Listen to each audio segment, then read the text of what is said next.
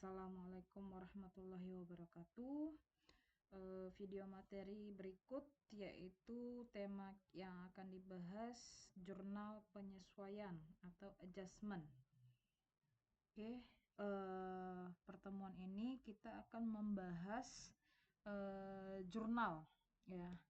Jurnal berarti kita akan melakukan pencatatan akun di debit, akun kredit, kemudian saldonya, kemudian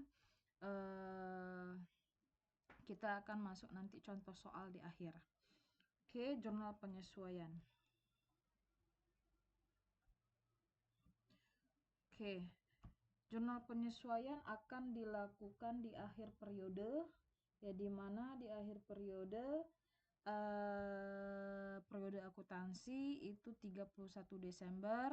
Setiap tanggal 31 Desember para akuntan akan menutup ya, atau akan mencatat semua akun-akun di buku besar, disusun ke dalam neraca saldo ya.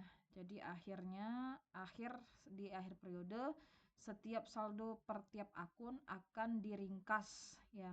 Kas berapa saldo akhir, peralatan berapa saldo akhir, utang berapa saldo akhir. Untuk menentukan berapa saldo akhir, ini data diambil dari buku besar, disusun di dalam neraca saldo. Nah, setelah disusun neraca saldo ya, berarti ini kan akun dan nilai yang betul-betul sudah tertera dari berbagai macam transaksi yang ada di jurnal. Kan prosesnya neraca saldo ini dapat angkanya dari akun-akun dan nilainya didapat dari buku besar. Nah, buku besar itu didapat angkanya dari jurnal ya. Jadi jurnal itu berasal dari transaksi kegiatan bisnis yang sudah terjadi. Nah, ketika sudah semua transaksi sudah dicatat di dalam jurnal, kemudian dibukukan ke buku besar, saldo akhir masing-masing akun dicatat di neraca saldo, maka tahap berikutnya tidak sampai neraca saldo, tahap berikutnya akuntan akan melakukan pencatatan jurnal kembali, yang mana nama dari jurnal itu dinamakan jurnal penyesuaian. Jadi jurnal penyesuaian ini hanya akan dicatat ketika akhir periode. Ya, setiap akhir periode pasti akan masuk ke dalam jurnal penyesuaian. Nah, kalau sudah akhir periode, akuntan akan sibuk kembali, akan mencari tahu ya, kira-kira akun yang berikut atau yang kegiatan yang sudah terjadi tapi belum tercatat itu harus dilakukan pencatatan. Jadi jurnal kegiatan seperti apa yang harus dilakukan jurnal ya. Jurnal yang di sini dimaksud akun dicatat debit dan kredit beserta angkanya. Jadi akun apa aja yang harus kita catat ketika di akhir periode ya, di luar dari tidak ada transaksi ya. Kan kita mencatat ketika ada transaksi, tapi jurnal penyesuaian walaupun tidak ada transaksi harus dilakukan pencatatan. Kenapa ini muncul? Karena dari standar akuntansi mengatakan bahwasannya setiap nilai dari perusahaan itu harus dicatat dengan nilai yang sebenarnya. Nilai yang sebenarnya, nilai fair value yang dikenal dengan istilah nilai sekarang, sehingga itu perlu dilakukan adjust, perlu dilakukan sesuaikan. Misal kas, apa benar kas kita nilainya di kas itu tercatat di kas ini tercatat di buku itu 25.000 ya. Kemudian dilakukan adjust, penyesuaian, apakah fisiknya itu betul nggak nilainya 25.000. Nah, siapa tahu fisiknya yang tersimpan mungkin di bank atau yang tersimpan mungkin di brankas itu nilainya nggak 25.000, bisa lebih besar atau bisa lebih kecil. Nah, itu berarti perlu dilakukan penyesuaian. Nilai yang tercatat ini benar nggak dengan yang fisik. Ketika tidak benar, maka dilakukan adjust atau dilakukan penyesuaian. Ya, ke setiap akhir periode pasti akan dilakukan adjust. Ya, harus membandingkan antara fisik dan pencatatan yang di buku dengan real fisiknya. Contoh peralatan nilainya 112. Nah, peralatan ini sudah dipakai 1 tahun, penyusutannya belum dihitung yang selama 1 tahun, maka perlu di-adjust nilai peralatan sekarang bukan 112.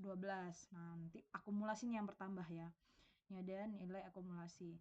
Misal ya hutang ya, ada hutang karyawan ya, hutang gaji. Nah, itu belum dibayar.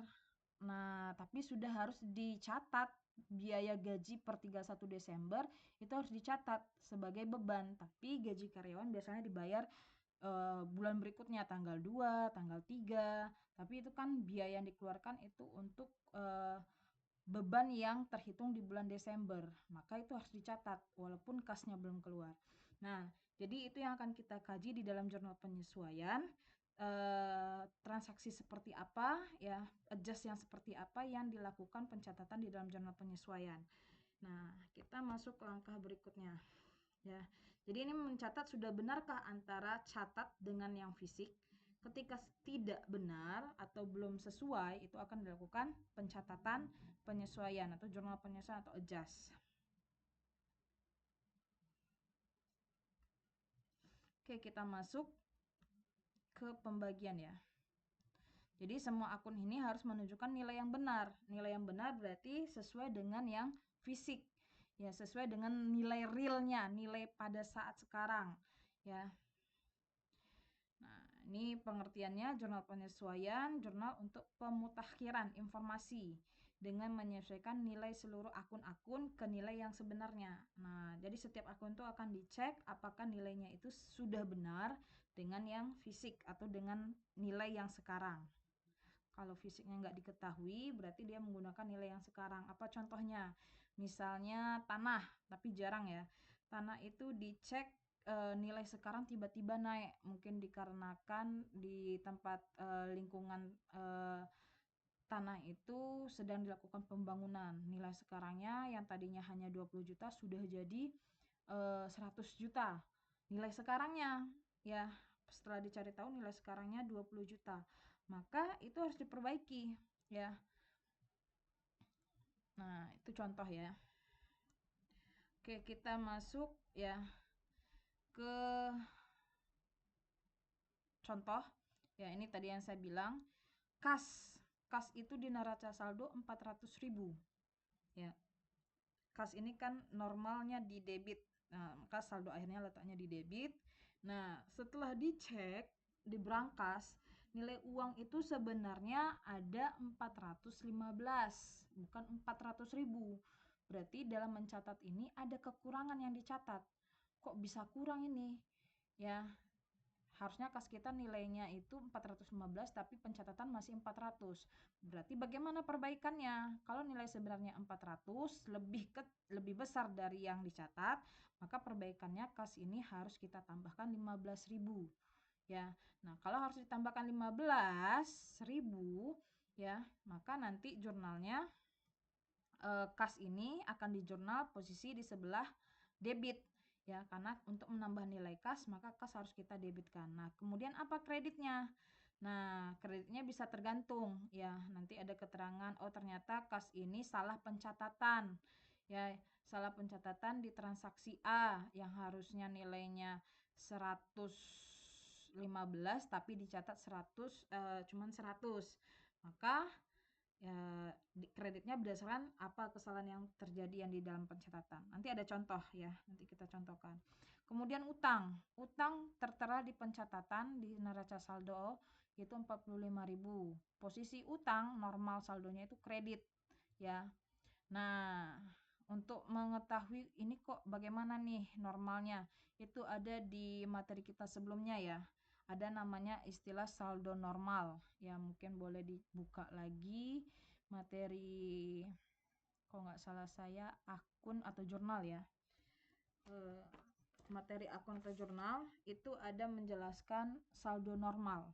Saldo normal itu berarti ketika dicatat di dalam neraca, dia akan kita posisikan letaknya di sebelah debit atau kredit ya. Tapi secara garis besar aset ya, aset itu yang saldo normal ya, aset beban privo itu debit saldo normalnya, sedangkan kredit utang modal pendapatan ya. Nah, pas dicek utang itu sebenarnya bukan 45, 50.000. Berarti perbaikannya bagaimana? Kalau di pencatatan 45, tetapi nilai sebenarnya itu 50, berarti 50 ini yang benar. Berarti 45 ini supaya jadi 50, 45 ini harus kita tambahkan lagi 5.000. Ya, ketika utang harus ditambahkan lagi 5.000, maka utang ketika harus kita taruh dia bertambah 5.000, maka utang akan kita jurnal posisinya ada di sebelah kredit. Ya, utang kalau bertambah harus dikredit. Ya, beda dengan aset bertambah di debit. Ya, kalau utang bertambah kita letakkan sebelah kredit. Ya, begitu selanjutnya modal A juga seperti itu. Perbaikannya bagaimana? Nilai sebenarnya berapa? Nah, kalau ada selisih tidak sama, ya, maka harus dilakukan perbaikan. Maka ketika sudah diketahui nilai sebenarnya, maka lakukan perbaikan. Angka-angka ini harus dicatat ke dalam jurnal penyesuaian. Nah, untuk mencatat angka ini ke dalam jurnal penyesuaian, ya, mungkin satu akun kita sudah tahu. Ya, kas ini harus kita tambah. Berarti kas ini nanti ketika jurnal penyesuaiannya ada kas debit sebesar 15.000. Kemudian apa kreditnya? Karena dalam mencatat jurnal pasti akan selalu harus ada akun yang posisi debit dan akun yang posisi kredit. Ya, jadi tidak bisa dia kas saja kita taruh di debit 15.000, kreditnya apa? Itu nggak balance. Nah, bagaimana tahu kita dia kreditnya apa? Itu balik ke transaksi sebelumnya. Ya, bagaimana 15 itu ternyata harus dicek sama akuntan, pasti ngecek ini selisihnya 15.000 dari mana. Terpaksa harus ngecek. Ya, ngecek kira-kira jurnal mana yang ketika nilainya mungkin ada salah mencatat. Ya, itu dicek kalau nilainya signifikan besar, ya, kebanyakan itu dicek ulang, ya. Tapi kalau tidak signifikan besar, biasanya mungkin kerugian atau gimana dicatat, mungkin diperkirakan, ya. Tapi nanti untuk contoh soal kita akan dijelaskan kekurangannya karena ini dijelaskan poinnya, ya. Tapi kita nggak mengkaji bagaimana menelusuri kesalahan itu balik ke akuntan, ya. Oke, jadi secara garis besar, ya, penyesuaian ini akan dicatat. Ini ada 5 ya. Berdasarkan kegiatan akrual. Ya, akrual, deferral, penyusutan, kerugian piutang, koreksi kesalahan. Nah, jadi penyesuaian dari akrual kita cek. Ya, apa yang akrual? Nih kita bahas satu-satu. Jadi akrual itu ya timbul akibat belum adanya pengakuan terhadap aktivitas pelayanan kepada atau dari pelanggan yang telah dilakukan dalam periodik sedang berjalan. Ini kalau kalian bingung, ini contohnya seperti ini. Ini kan sudah tutup Desember, 31 Desember tutup buku. Nah, harusnya harus dibayarkan gaji karyawan bulan Desember, 31 Desember. Ya, sudah ada beban biaya gaji. Ya, beban gaji karyawan. Nah, beban gaji karyawan sudah harus diakui. Nah, harus ada yang belum ada pengakuan tapi sebenarnya sudah terjadi, ya. Nah, itu harus diakui beban gaji karyawan.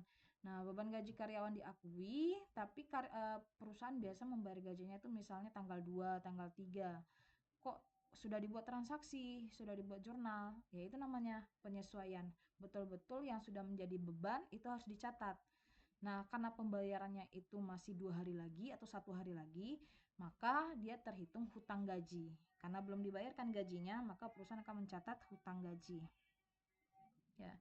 Jadi akrual ini ada pembagian lagi.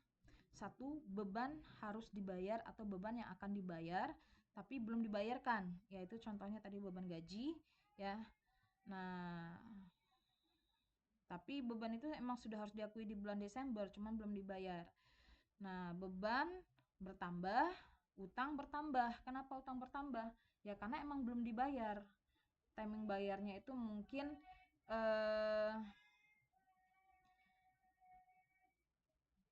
ya selengan. Ya, jadi timing bayarnya mungkin bukan di periode itu juga. Nah, jadi karena belum dibayarkan, maka utang jadi bertambah, ya. Utang bertambah, Maka jurnalnya contoh yang tadi gaji, beban gaji, berapa gaji bulan Desember misalnya 50 juta. Maka muncul juga utang gaji 50 juta belum dibayarkan karena perusahaan biasa bayar gaji mungkin tanggal 3, tanggal 4 bulan berikutnya. Ya, tapi secara akuntansi ketika sudah akhir periode nilai akun itu yang sudah menjadi beban harus diakui. Ya, harus diakui secara pencatatan itu harus diakui. Walaupun secara cash-nya ya itu belum dikeluarkan. Ya, itu satu ya, satu beban akan dibayar. Nah, yang kedua, accrual ini ada hasil akan diterima. Ya, hasil akan diterima maksudnya apa? Kita sudah lakukan penjualan ya, tapi pelanggan belum membayar uangnya ya. Perusahaan belum menerima uang dari pelanggan. Atau jatuhnya sama seperti penjualan kredit ya. Bisa saja ini kalau seandainya dekat oke, tapi kebanyakan kalau perusahaan besar itu transaksi sudah terjadi, uang sudah diterima, barang bukan uang barang sudah transaksi sudah terjadi tapi uang belum diterima ya. Maka karena uang belum diterima walaupun sudah terjadi penjualan, maka hasil ini akan dicatat menambah hasil atau penjualan bertambah. Karena uang belum diterima, maka piutang bertambah. Ya, penjualan bertambah posisi di kredit, piutang bertambah posisi di debit. Ya, dia pasti harus ada akun yang di debit, harus ada akun yang di kredit ya. Oke, sebentar.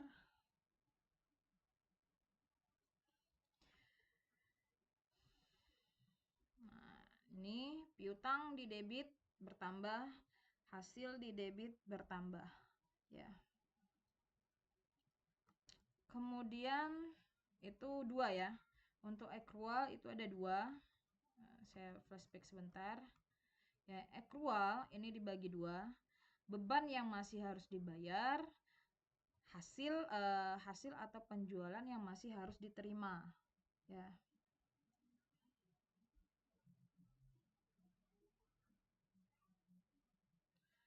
Nah, kita masuk ke poin deferral. Kalau ini tadi yang masih harus dibayar atau dan pendapatan atau penjualan yang masih harus diterima, kalau deferral kebalikannya. Ya. Deferral ini ya timbul karena telah diterimanya atau dibayarnya kas tetapi belum ada pengakuan. Nah, ini kebalikan ya, pengakuan hasil atau beban terhadap aktivitas pelayanan tersebut. Ya, yang telah dilakukan dalam periode sedang berjalan. Ini langsung ke poin ya. Kalau deferral itu beban dibayar di muka. Kalau tadi accrual itu beban yang masih harus dibayar. Nah, kalau deferral itu beban dibayar di muka. Maksudnya apa? Ada biaya yang kita bayar di awal langsung besar ya. Nah, tapi dalam masa manfaatnya itu belum habis. Contohnya apa? Contohnya tanggal misalnya November ya, November perusahaan itu bayar sewa gedung sebesar 12 juta untuk 1 tahun, dibayar di bulan November.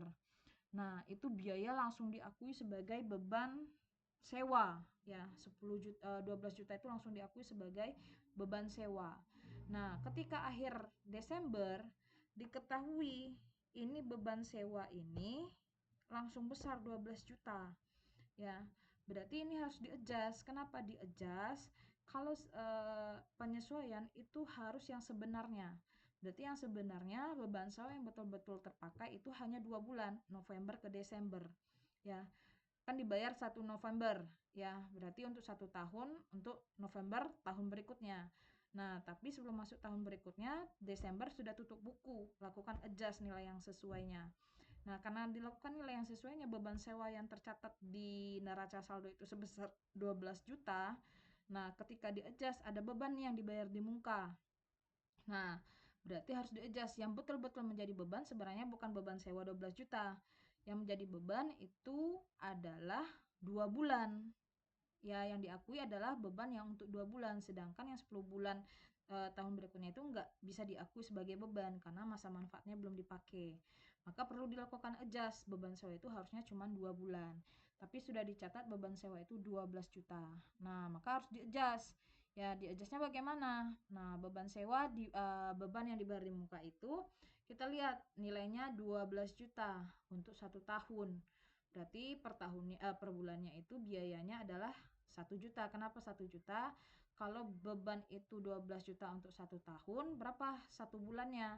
1 tahun kan 12 bulan. 12 juta dibagi 12 dapat 1 juta. Nah, kalau dia dapat 1 juta, berarti 1 bulan 1 juta, berarti beban sewa 2 bulan adalah 2 juta. Maka beban sewa yang betul-betul menjadi beban itu adalah 2 juta. Nah, 10 jutanya itu dianggap sebagai apa? 10 juta itu akan dianggap sebagai beban dibayar di muka atau sewa dibayar di muka. Ya, ada sewa dibayar di muka, maka sisanya itu harus diakui sebagai aset. Ya, sewa dibayar di muka, asuransi dibayar di muka, itu akan diletakkan akunnya itu adalah aset. Ya, yang tadinya diakui semua itu adalah beban, maka ketika penyesuaian akan dicatat yang belum menjadi beban itu harus diakui sebagai harta. Ya, maka AJP-nya ada 2, bisa dicatat sebagai beban, bisa dicatat sebagai aset. Ya, ini balik. Kalau seandainya perusahaan tadi mencatat beban sewa yang 12 juta itu sebagai beban, dia akan mencatat beban sewa 12 juta, kas 12 juta, maka ini perlu diperbaiki. Tapi kalau seandainya tidak, itu diakui sebagai aset, sewa dibayar di muka, itu juga perlu diperbaiki, ya. Nah, perbaikannya kayak mana? Jadi ini sebenarnya harus dicari tahu ketika dia dicatat di awal, dia dicatat sebagai beban atau dicatat sebagai aset. Ya, kalau dia di awal tadi dicatat sebagai beban, ya, maka AJP-nya misalnya tadi sewa ya, sewa dibayar di muka itu sebesar 10 juta. Nah, beban sewa ya itu 10 juta. Ya, jadi nilai beban tadi tertera ada 12 juta. Nah, ketika beban diletakkan di sebelah kredit yang 12 juta tadi dikurang 10 juta, maka beban di sini nanti tersisa 2 juta. Ya, saldo akhir dari beban sewa itu sendiri 2 juta. Setelah beban ini dikredit sebesar 10 juta. Nah, kemudian muncul akun baru namanya sewa dibayar di muka, muncul dengan nilai sebesar 10 juta. Sewa dibayar di muka ini akunnya ini berada di posisi di neraca dia diletakkan di aset. Ya, ini AJP untuk jikalau beban yang dibayar di muka itu yang di awalnya itu dicatat sebagai beban. Ya, sebelum ini terjadi kan sudah ada transaksi. Transaksinya itu beban sewa pada kas. Ya, beban sewa 12 juta, kas 12 juta. Ketika dibayar beban sewa yang untuk 1 tahun. Nah, ketika akhir periode AJP, nah maka untuk yang tadi di awalnya semua biaya itu diakui sebagai beban, maka perbaikan AJP-nya ini jurnalnya. Nah, bagaimana AJP jikalau di awal perusahaannya itu mencatat sebagai aset? Kalau itu dicatat sebagai aset, ya ketika misalnya bulan 1 November tadi dibayar sewa 12 juta. Ya, ketika ketika itu terjadi transaksi, kalau perusahaan menganut beban itu diakui sebagai aset, maka dia akan mencatat sewa dibayar di muka ya pada kas ya sebesar 12 juta. Ketika AJP, maka beban sewa 2 bulannya itu adalah 2 juta. Sewa dibayar di muka berkurang 2 juta. Ya. Maka untuk melakukan pencatatannya itu perlu dilihat neraca saldonya. Ya, kalau neraca saldonya itu ada pencatatannya di aset, maka jurnalnya mencatat berapa yang betul-betul menjadi beban. Tapi kalau seandainya di neraca saldonya beban dibayar di muka itu posisinya ada di beban sewa, langsung diakui sebagai beban, maka yang dicatat berapa yang belum menjadi beban. Ya. Ini boleh nanti kita tanyakan di kelas ya, kalau masih ada bingung di bagian differential equal ya. Nah, hasil diterima di muka juga sama ya. Hasil diterima di muka ini sama seperti uang sudah diterima dari pelanggan tapi barang belum dikirim. Ya. Nah, pendapatan ini sudah harus diakui ya, tapi secara sebenarnya itu sama seperti pendapatan diterima di muka ya, karena hak kewajiban kita belum kita berikan kepada si pelanggan, maka itu masih dianggap sebagai hasil diterima di muka ya. Atau bisa contohnya itu kita punya gedung, kita sewakan ke pelanggan ya, ini kita yang selaku punya gedung kita sewakan. Nah, ketika kita sewakan di bulan November ya, pelanggan itu pihak yang menyewa gedung kita melakukan pembayaran 12 juta ya, dia kasih uang ke kita 12 juta. Nah, kita terima. Nah, itu namanya yang saya terima dari uang sewa itu, saya bilang itu adalah hasil diterima di muka. Ketika Desember, saya harus melakukan pencatatan. Ya, harus melakukan penyesuaian. Berapa kalau AJP tadi kalau dicatat yang 12 juta itu sebagai hasil, berarti ini dilakukan AJP berapa yang belum menjadi hasil pendapatan. Ya, atau ketika November itu dicatat sebagai utang, maka berapa yang betul-betul menjadi pendapatan.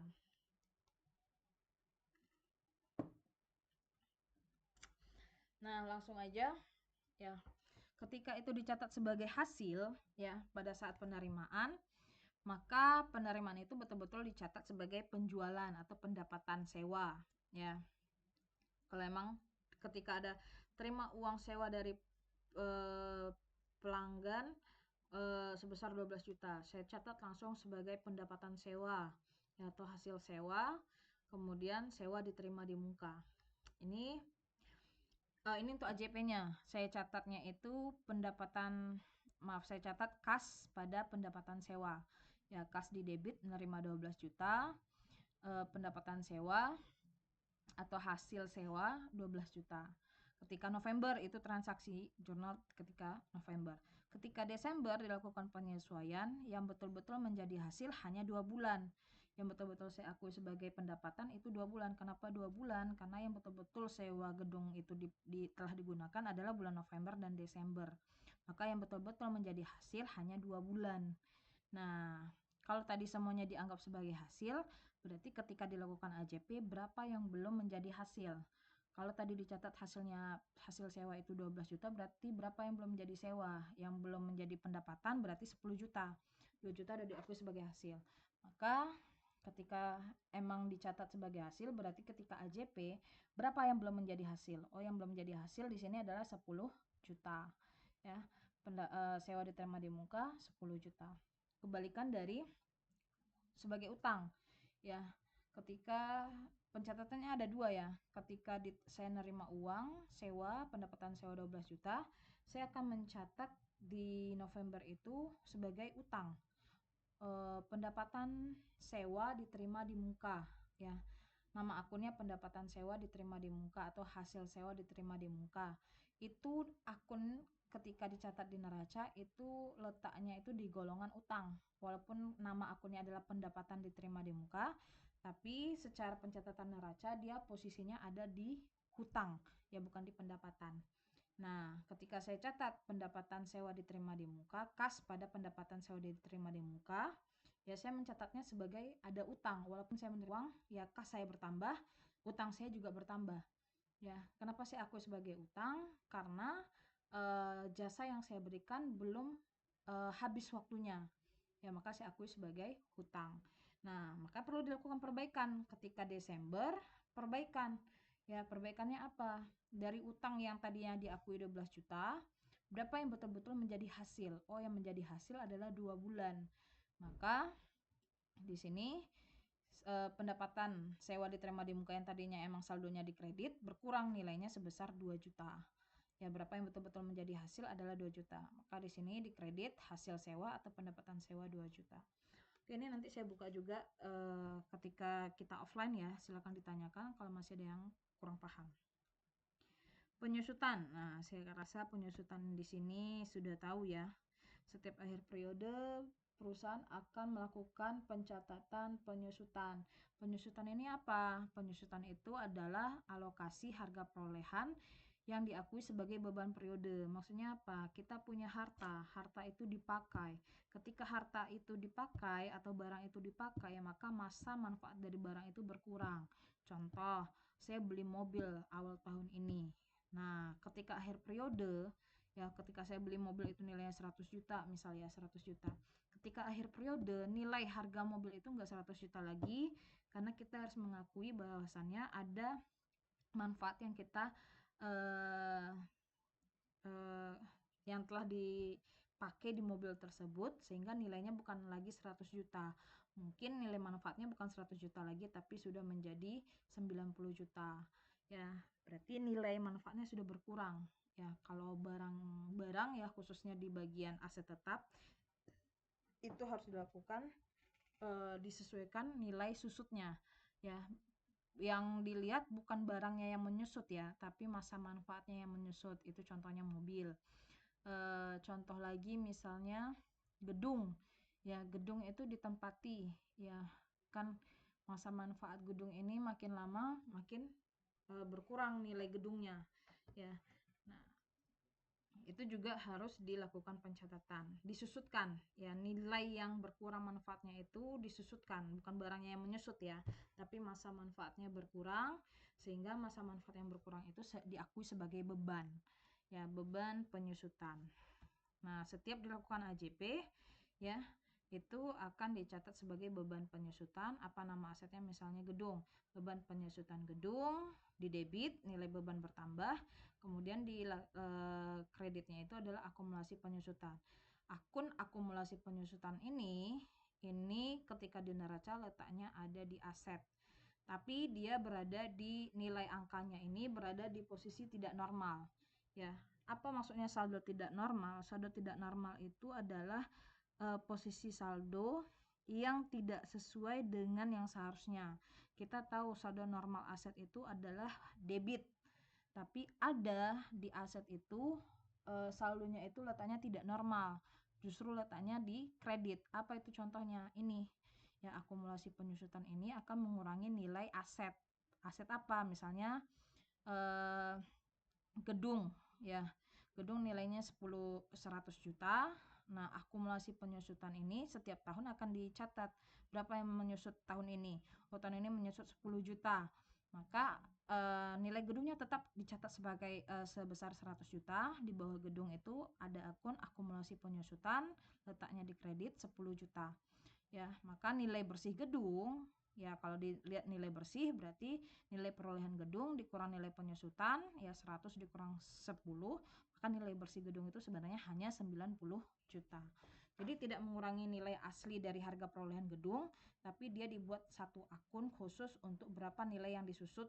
Nah, sehingga kita tahu nilai bersihnya itu didapat dari nilai harga perolehan dikurang dengan akumulasi. Ya.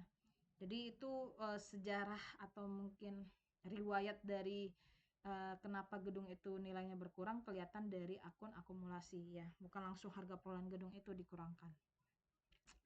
Oke, ini untuk penyusutan atau depresiasi ya. Penyusutan ini untuk aset tetap, depresiasi ini aset tidak berwujud ya.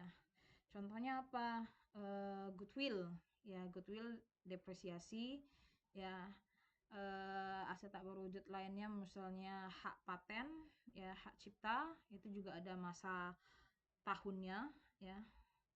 Hak cipta dibayar 50 juta untuk 50 tahun. Nah, setiap tahun dikurangkan ya. Oke, yang terakhir penyesuaian itu timbul dikarenakan kerugian bukan yang terakhir ya, sebelum terakhir, kerugian piutang. Nah, kerugian piutang atau doubtful expense account receivable ya, expense account receivable, account R receivable. Nah, kenapa bisa muncul kerugian piutang ya? Piutang itu bisa terjadi kerugian. Piutang ini kan timbul dikarenakan kita menjual barang kepada pelanggan secara kredit, barang sudah diserahkan ke pelanggan tapi uangnya belum diterima dari pelanggan.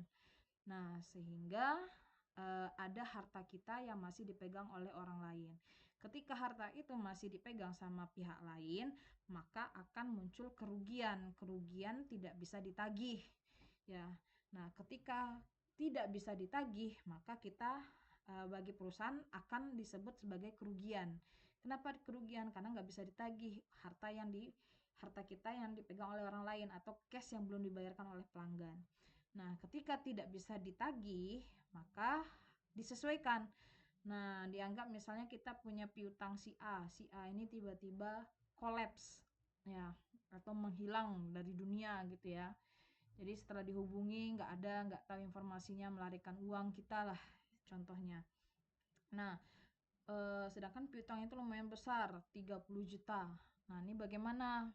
30 juta ini masih tertera di aset kita jadi besar. Aset kita nampaknya besar 30 juta. Padahal 30 juta yang dipegang oleh si pihak tadi, piutang A tadi, dia nggak bisa membayarkan, nggak bisa dia memberikan harta itu kepada perusahaan. Maka kita harus keluarkan harta itu dari catatan kita, karena ini udah nggak jelas hartanya bakal diterima. Ya harus dikeluarkan, nilai piutang itu nggak 30 juta lagi, harus dihapus piutang itu karena nggak bisa ditagih. Maka kita bilang itu adalah kerugian piutang. Ya, piutang yang ditaksir atau dihapuskan yang diakui sebagai beban periode. AJP-nya ketika udah diketahui berapa yang nggak bisa ditagih atau emang harus kita hapus piutangnya, maka di sini adalah beban kerugian piutangnya berapa, misalnya 30 juta tadi mau dihapus ya. Nah, disisihkan di sini penyesuaian kerugian piutang. Ya. Nah, terakhir kesalahan. Ya, kesalahan ini ada berbagai macam tipe.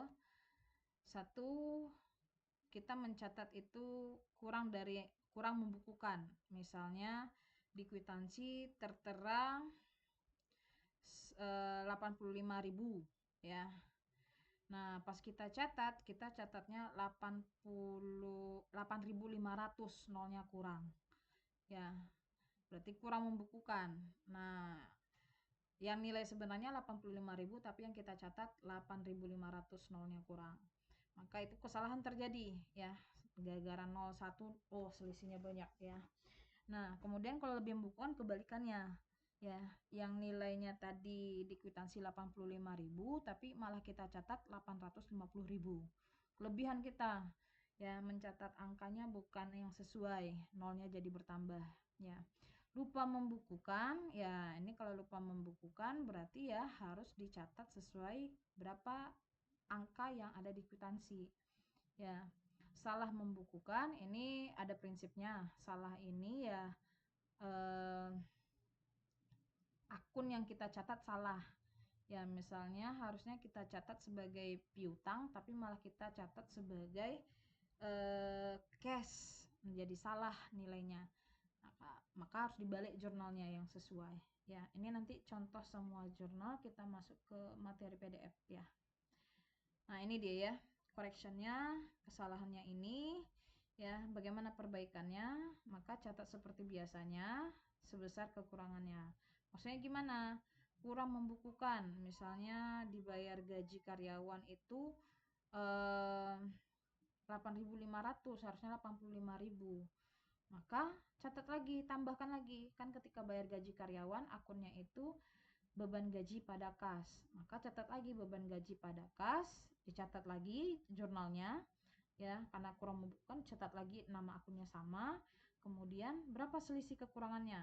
85.000 yang harus tapi malah dicatat 8.500. Berarti selisih dari 85.000 dikurang 8.500. Nah, itu angka yang dicatat. Nah, ini juga sama ya, lebih membukukan tapi bedanya dibalik ya. Kalau ini kan tetap sebesar kas, beban gaji pada kas. Kalau lebih membukukan ya, dia gaji itu 85.000 tapi dicatat 850.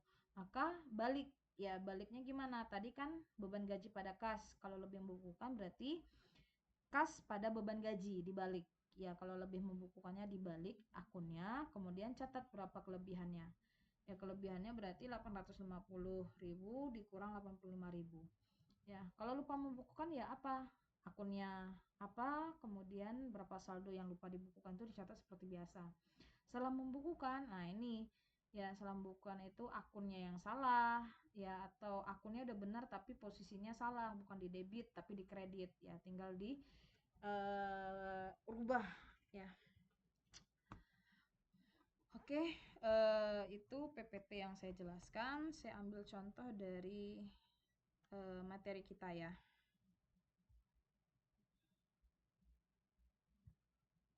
Oke, ini materi PDF ya. Saya langsung ke, saya harap ini udah tahu ya. Boleh dibaca ya. Proses penyesuaiannya dari saldo, neraca saldo dicatat kurang atau tidak ya. Ini prosesnya. Kemudian post accrual. Ini yang tadi saya bahas, contoh tadi beban yang masih harus dibayar ya. Gaji sudah harus diakui beban gaji, tapi mungkin pembayarannya itu 2 hari kemudian ya. Maka jadi utang gaji pada bulan gaji. Pendapatan diterima di muka ya.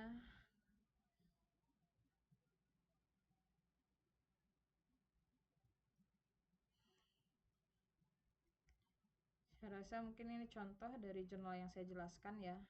Boleh dibaca ya, dipahami lah.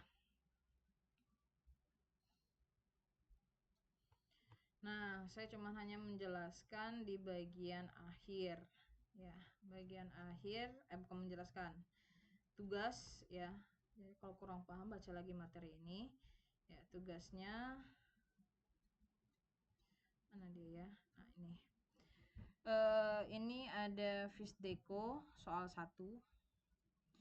Nah, soal 1 ini neraca saldonya kelihatan per 31 Desember ya.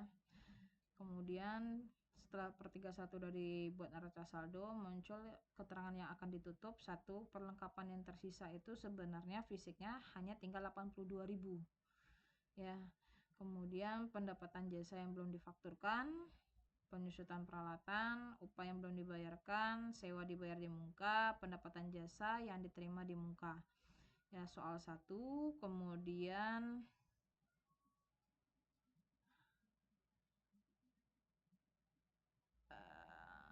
bentar ya, saya nyari yang gampang.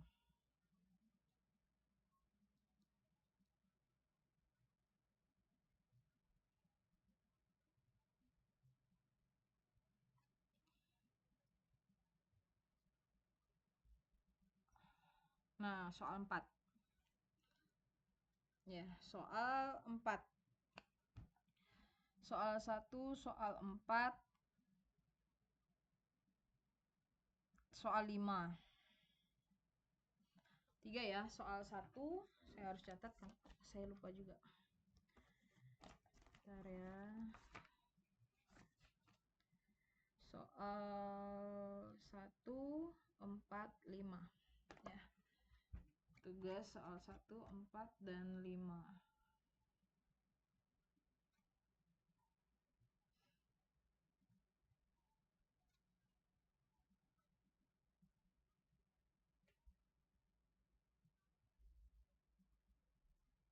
Tiga juga lah ya.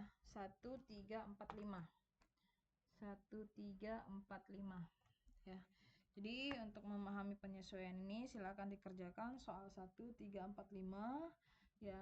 Kalau masih kurang paham tolong dibaca PDF-nya ya, contoh bagaimana menjurnal, contoh soal sudah ada di PDF. Oke, mungkin cukup sekian ya pertemuan materi terkait jurnal penyesuaian. Kalau ada yang kurang paham silakan dicatat poin-poin yang kurang paham dan ditanyakan ketika nanti kita ketemu offline ya. Oke, saya tutup. Wassalamualaikum warahmatullahi wabarakatuh.